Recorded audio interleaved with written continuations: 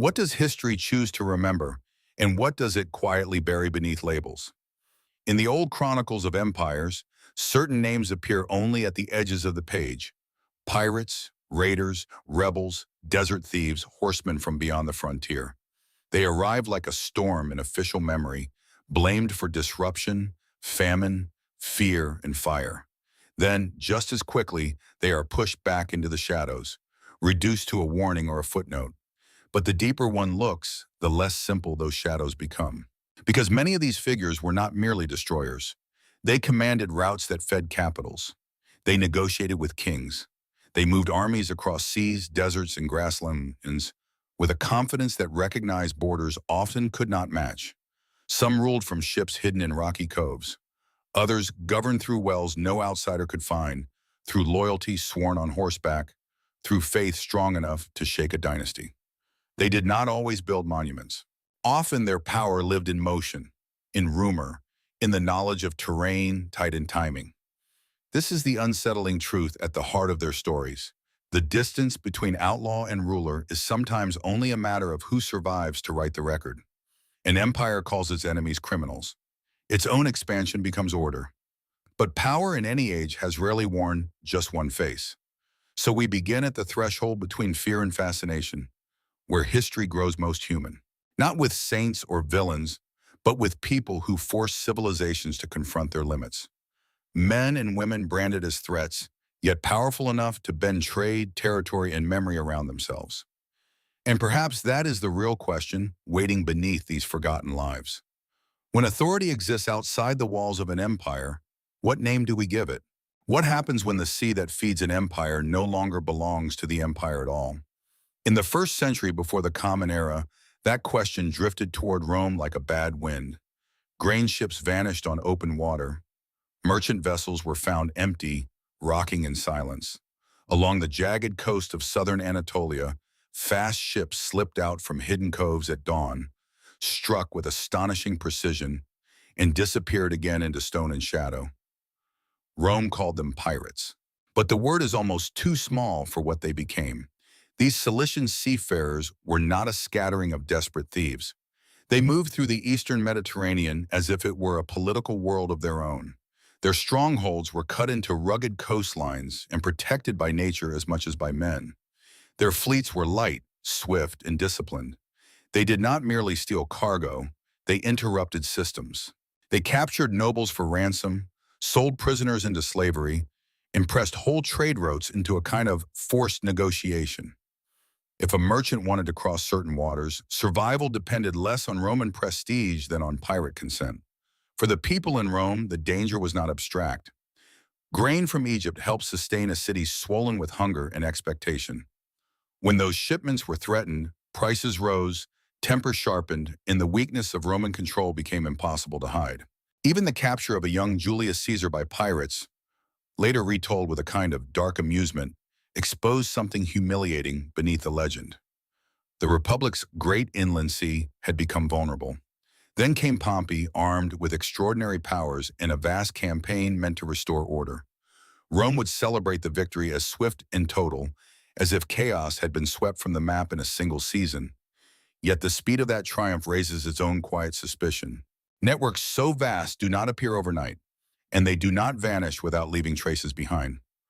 For a brief and revealing moment, the Mediterranean obeyed another authority, and that leaves us with a troubling thought. If they could tax fear, redirect commerce, and make Rome feel cornered, were they simply pirates or rulers without a senate? How do you build an empire with no walls, no marble forums, and no fixed horizon? North of early imperial China, where the grasslands seemed to go on forever, a young leader named Modu answered that question with speed, discipline, and fear.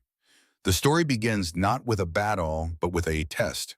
A signal arrow flies into the sky. A horse is struck. Then something dearer. Finally, a father.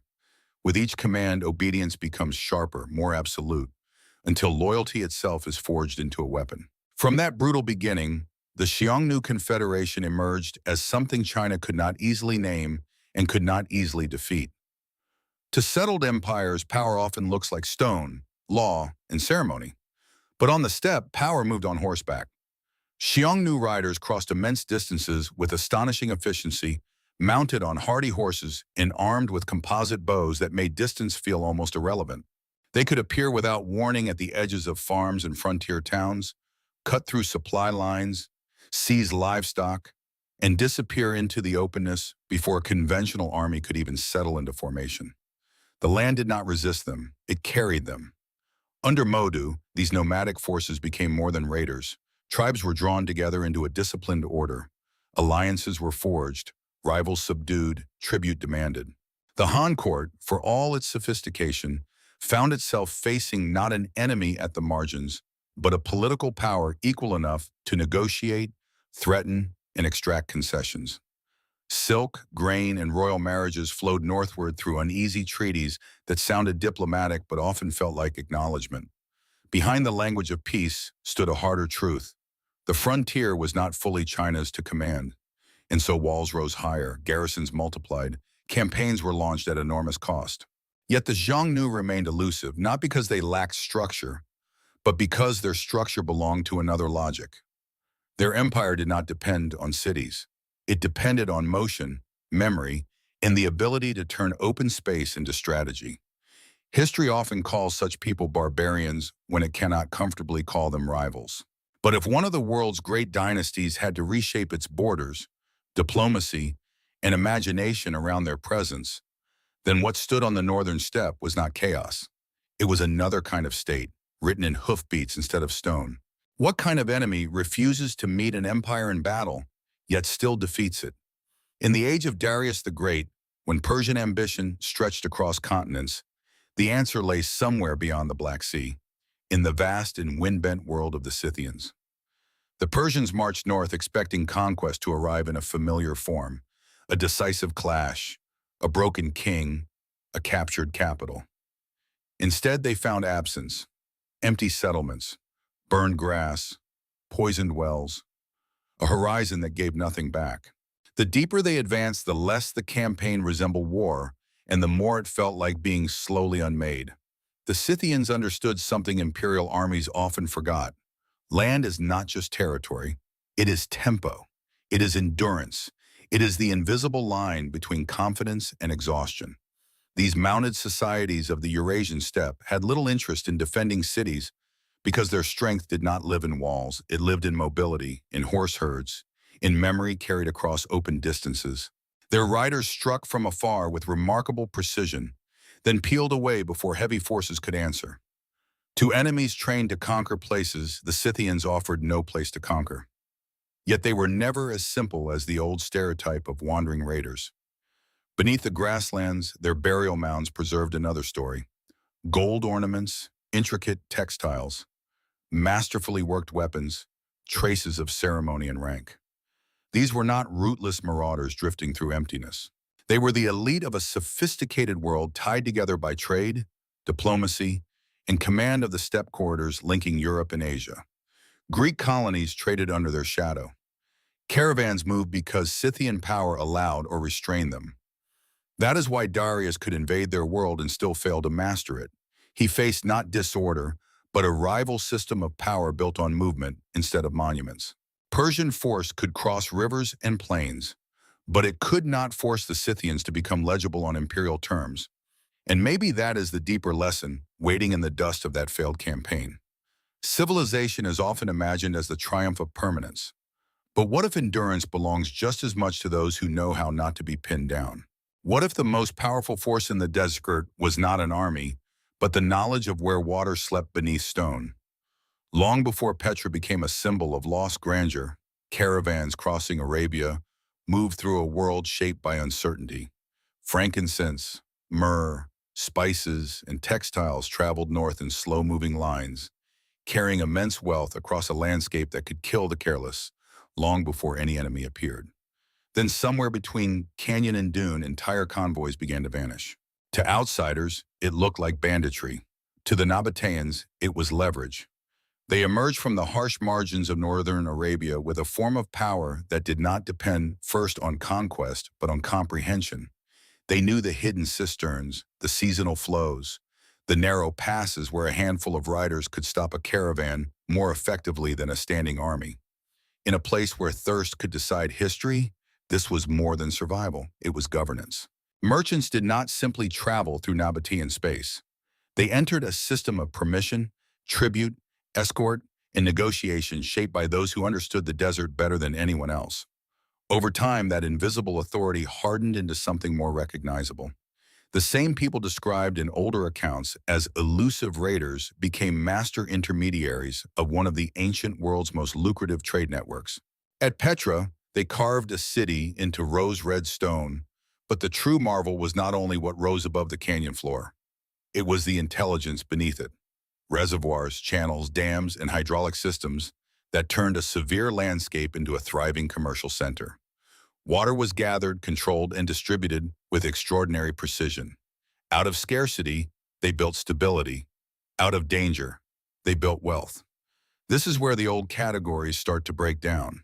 A people once feared for intercepting caravans became the guardians of the route itself, taxing trade, hosting exchange, and shaping the movement of goods between Arabia and the Mediterranean. Rome would eventually absorb their kingdom, and maritime routes would later dim Petra's brilliance. But decline should not confuse us about what came before. Because if a people can turn terrain into infrastructure, secrecy into diplomacy, and survival into economic dominion, then they are no longer merely raiders in the sand. They are authors of a desert order, written not in law codes, but in stone, water, and trust. Who truly ruled the open desert, the distant empire on the map, or the riders who knew every well by memory and every star by name?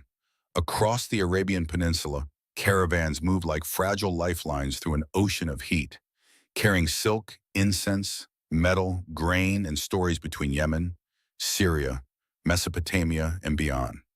But in that immense silence, merchants feared more than thirst. They feared the figures who could appear at dusk without warning, surround a caravan with quiet certainty, and decide whether it would continue its journey at all. These were the Bedouin tribes, often described by outsiders as raiders of the sands. Yet their power was never just in the raid, it was in the system behind it. To survive in the desert required a kind of intelligence settled empires rarely possessed. Bedouin communities understood hidden water sources, seasonal movement, grazing patterns, and the invisible roots that stitched together an unforgiving world. Their attacks were not always acts of cow, but part of a long-standing social order in which tribute, escort, and protection were woven into the fabric of trade. A caravan that paid, negotiated, or traveled under tribal safeguard might pass unharmed. One that ignored the customs of the land could vanish into a lesson. This created a difficult truth for the great states at the edge of Arabia. The Bedouin could disrupt commerce, but they could also preserve it. They were both risk and remedy, predator and guide. Byzantine and Persian authorities, and later emerging Islamic rulers, understood this well enough to bargain with them. Agreements were struck, subsidies were offered, safe passage was purchased. In effect, the desert had its own diplomacy, one conducted not in palaces but across campfires, kinship ties, and reputations built over generations. What makes their story enduring is that so much of their authority lived outside monumental history. They left fewer inscriptions than kings, fewer ruins than cities. Their sovereignty moved with the tribe, with the herd, with the season. But it was real enough to influence trade, shape alliances, and force empires into accommodation. And maybe that is the quiet challenge they leave behind. We tend to recognize power only when it becomes permanent in stone. But how many worlds have really been governed by people whose greatest strength was knowing how to move? What does Rome do when a queen commands the sea with greater confidence than its envoys can command respect? In the 3rd century BCE, the Adriatic became a place of whispers and unfinished voyages. Merchant ships crossing between the Balkans and Italy disappeared among rocky inlets in island shadows. Survivors spoke of swift vessels cutting through the water at dawn, dark against the horizon, then vanishing again into the broken coastline. At the center of those stories stood Queen Teuta of Illyria. Rome called it piracy, but from Teuta's shore, it looked much more like sovereignty. She inherited a maritime kingdom already shaped by coastal warfare and naval skill, then ruled it in the uneasy space between regency and command. Her ships, light and agile, were built for the geography that protected them. Narrow channels, hidden coves, sudden turns of land where larger forces lost their advantage. From these natural fortresses, Illyrian crews raided, intercepted, and imposed a presence so persistent that trade itself began to bend around their will. Greek cities felt the pressure. Merchants paid for protection or risked the cost of defiance. The Adriatic, for a time, answered to a rhythm not set by Rome. This was the deeper insult. Teuta's power did not merely threaten individual ships. It challenged the assumption that Rome, still rising, could define order beyond its immediate sphere. When Roman envoys arrived to demand restraint, the encounter ended in outrage and bloodshed. Whether through policy, custom, or refusal, Illyria signaled that Rome's authority stopped at the edge of the water. The Republic responded with war. Its campaign across the Adriatic would become one of the first great outward assertions of Roman naval power. Strongholds fell, terms were imposed. Teuta was pushed back, her fleet constrained, her reach reduced.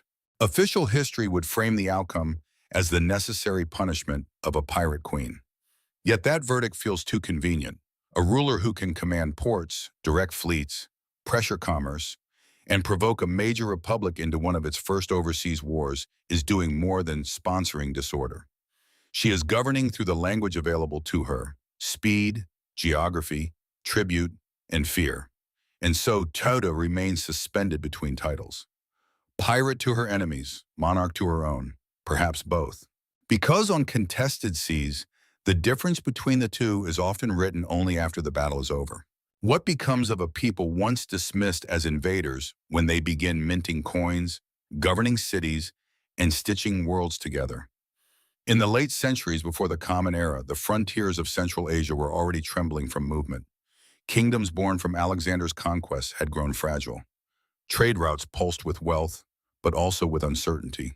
Then from the steppe came mounted groups the settled world would remember as Indo-Scythians, or Sakas, riders whose arrival looked at first like another wave of nomadic violence. But history has a habit of simplifying the moment before transformation. These warlords moved with the familiar strengths of steppe power: horses bred for endurance, bows built for speed, and tactics designed to unsettle heavier, slower forces.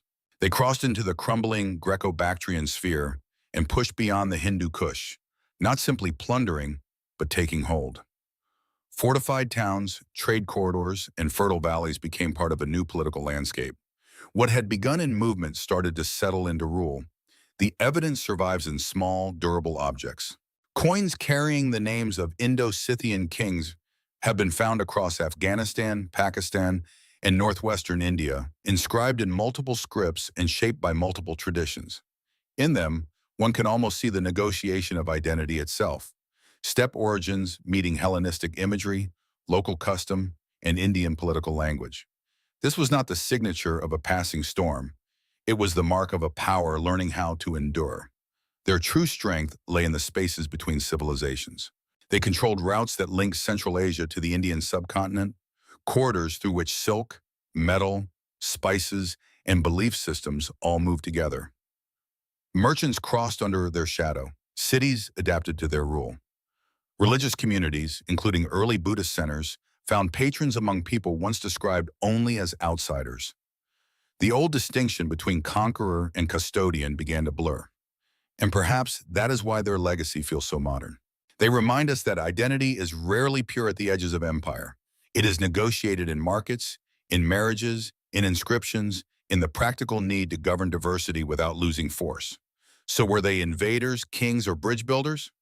Maybe the answer is that history often notices the violence of arrival more quickly than the complexity of what comes after.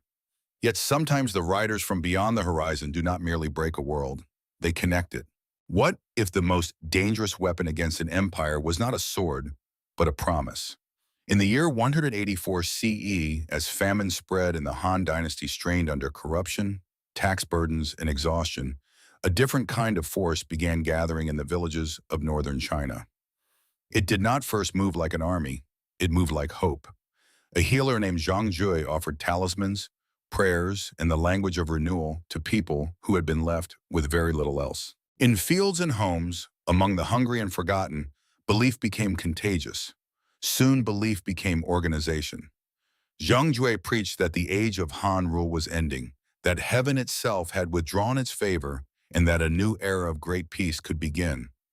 His followers tied yellow cloth around their heads and found in that simple act a shared identity larger than clan or province. What emerged was not merely a spiritual movement, but a hidden architecture of resistance. Messages circulated in secret. Leaders were appointed. Networks spread across multiple regions. By the time the uprising broke into the open, imperial officials were not facing scattered unrest. They were confronting a rival vision of order. That is what made the Yellow Turbans so frightening. They were poor in weapons, but rich in conviction. They seized granaries, overthrew local authorities, and shook commanderies that had long assumed obedience would hold. To the court, they were heretics and rebels. To many who joined them, they were a moral correction, a chance to push history back toward justice. The empire still possessed armies, but the rebels possessed something harder to extinguish, a story that made suffering feel meaningful. The rebellion was eventually suppressed with brutal force. Xiongnu died. His brothers were killed. The movement fractured beneath military campaigns, led by rising commanders who would later shape the age to come. Yet defeat is not always disappearance. In crushing the Yellow Turbans, the Han court exposed its own fragility. Regional generals gained power. Central authority thinned. The road toward the Three Kingdoms had opened. And so the question lingers long after the banners fell. When a movement can mobilize the desperate, challenge a dynasty, and leave the empire permanently weakened, is it only a revolt? Or is it the moment when faith itself begins to govern history? How far does an empire truly reach if its soldiers fear the land beyond their own roads?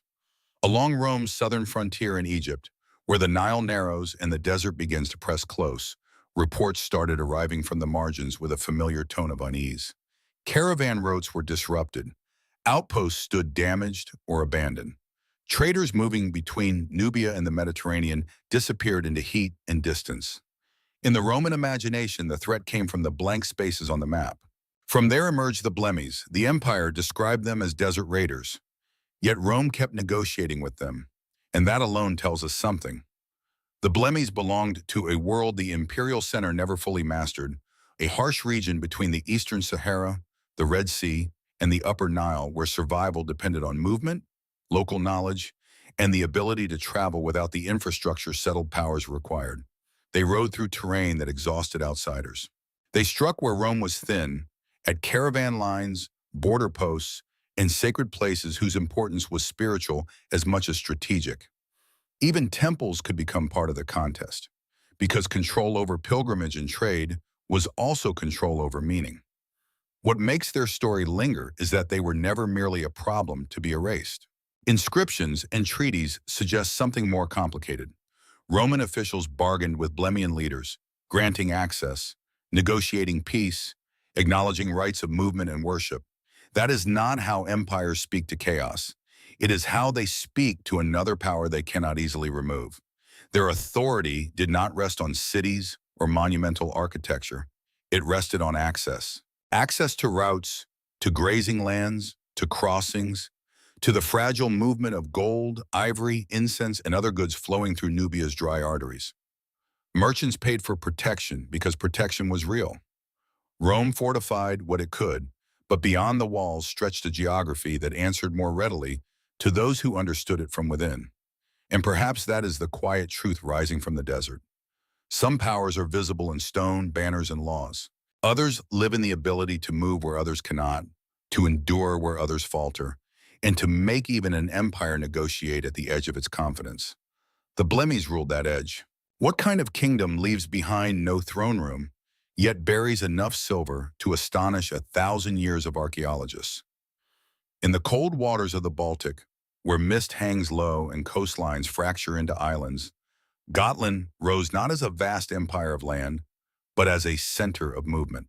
Ships passed through its orbit, carrying furs, amber, metal, glass, slaves, and coins from worlds far beyond the northern sea. Some arrived through trade, some perhaps through coercion. On Gotland, the line between merchant and raider was never entirely still. This is what made its sea kings so difficult to define. They were not monarchs in the formal language of later states. No single crown tells their story. Instead, power appears in fragments, in natural harbors, in fleets able to escort or intercept, in runic memory, and most of all in silver. Hoards discovered on the island contain coins from Byzantium, the Islamic world, and Western Europe, evidence of a place tied into astonishingly distant networks. Such wealth did not gather by accident. It suggests leverage over routes, relationships, and risks that others were willing to pay to manage.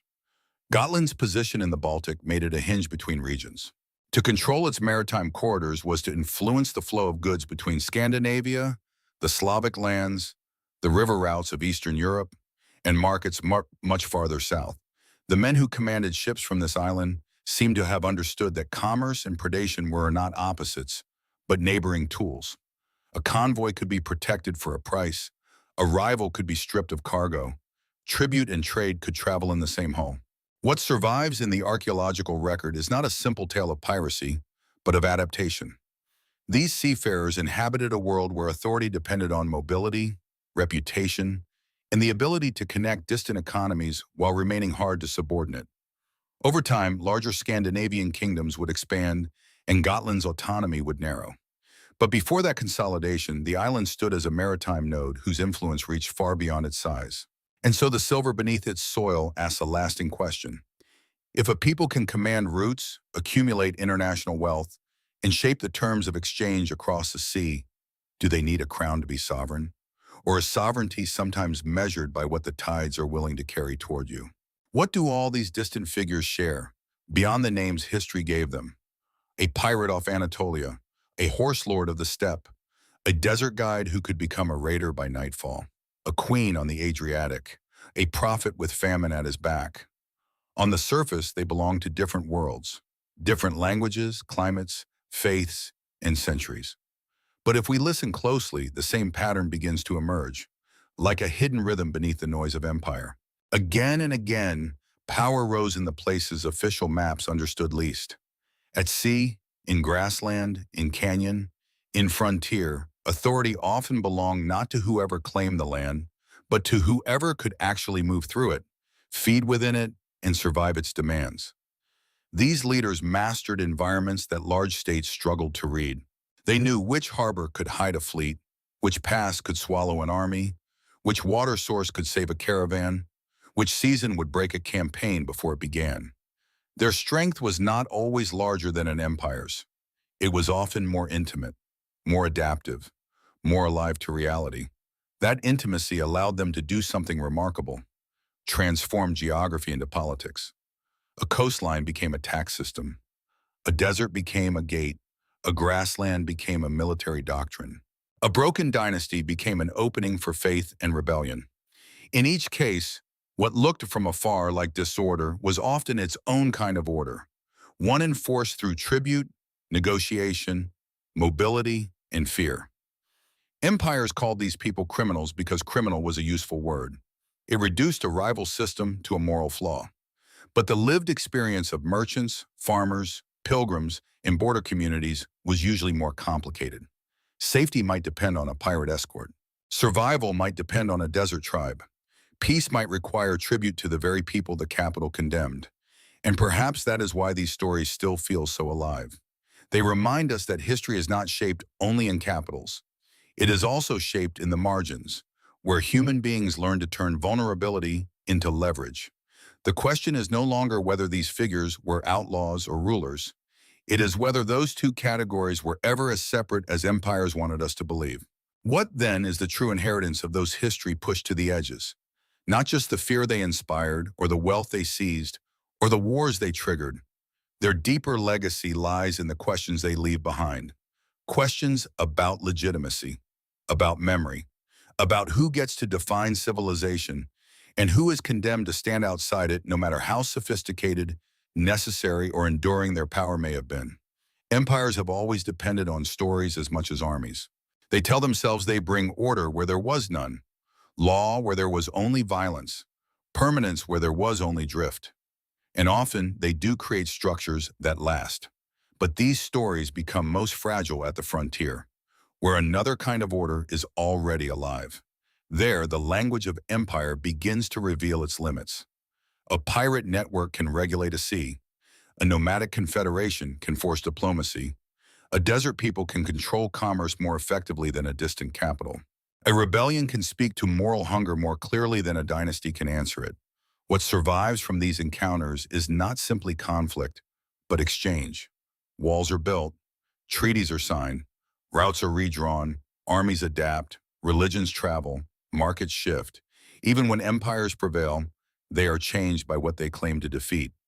Rome became more naval because it had to answer Teuta and the Cilicians. The Han state hardened its frontier in response to the steppe. Trade across Arabia, Nubia, and Central Asia bore the imprint of people once dismissed as obstacles to history, though in truth they were among its engineers. This is why their stories matter now. They return us to a humbling idea. Human power is rarely pure.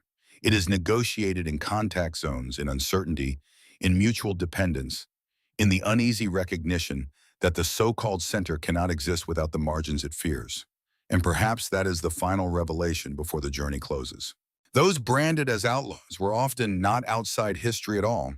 They were standing exactly where history was being made, at the fault line between order and freedom, memory and myth, survival and rule. And so we arrive at the quiet edge of the story, where certainty begins to dissolve. Across seas, deserts, river valleys, and open steppe, the people we have followed were called many things: pirates, rebels, raiders, nomads, insurgents. Each name carried judgment. Each came wrapped in the perspective of a state that felt threatened, embarrassed, or wounded by forces it could not fully command. But names, however powerful, are not the same as understanding. Look closely enough, and another picture comes into view. These figures did not simply destroy. They organized. They negotiated. They protected some routes while disrupting others. They ruled through speed, terrain, belief, kinship, and economic control. They created systems in places where empires saw only emptiness. And in doing so, they revealed something deeply human. Order does not belong to capitals alone. It can emerge wherever people learn to master uncertainty and turn fragility into strength. That may be why their stories still resonate now. We live in a world that still struggles to distinguish between illegitimate power and unfamiliar power, between danger and autonomy, between the outsider we fear and the rival we refuse to recognize. History has always been tempted to flatten such distinctions into comfortable myths, yet the truth is rarely comfortable. The truth is that civilizations are shaped not only by emperors and senators, but by those who move beyond their reach and force them to adapt. Perhaps that is the lasting lesson of these forgotten rulers. Memory is never neutral. It is arranged, edited, passed down through the voices that win. But beneath those official versions, another history waits patiently, one in which the margins are not empty and the outlaws are not always lawless. Sometimes they are simply people who understood the world differently and wielded that understanding with enough force to leave empires trembling. So when we ask whether they were criminals or sovereigns, perhaps we are really asking something larger. Who has the right to define power? And how many truths about the past are still waiting in the silence between accusation and remembrance?